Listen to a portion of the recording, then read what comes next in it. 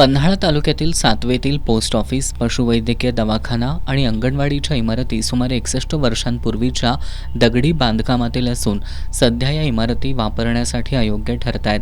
Post ऑफिसच्या भिंतींना मोठे तडे गेले असून पावसाळ्यात छतातून पाणी गळत असल्यामुळं टपाल आणि महत्त्वाचं शासकीय कागदपत्र खराब होण्याचा धोका निर्माण झालाय.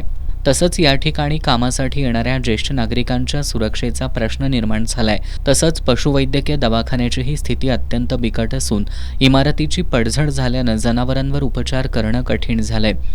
औषध साठ्यासाठी सुरक्षित जागा उपलब्ध नसल्यानं ग्रामीण भागातील पशुधन आणि दुग्ध व्यवसायावर परिणाम होत असल्याचं शेतकरी सांगतायत.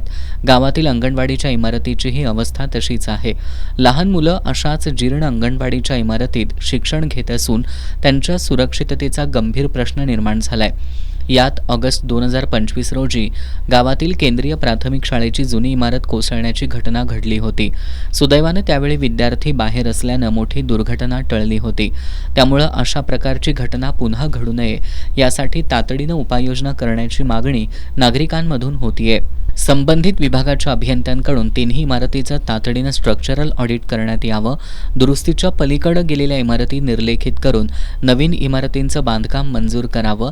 तसंच नवीन इमारती तयार होईपर्यंत सेवा सुरक्षित पर्यायी जागेत हलवाव्यात अशी मागणी सातवेतील स्वाभिमानी शेतकरी संघटना आणि ग्रामस्थांच्या वतीनं करण्यात आली आहे.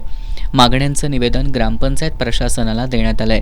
या मागण्यांकडे दुर्लक्ष झाल्यास स्वाभिमानी शेतकरी संघटनेच्या वतीनं जन आंदोलन उभारण्यात येईल असा इशारा देण्यात आलाय.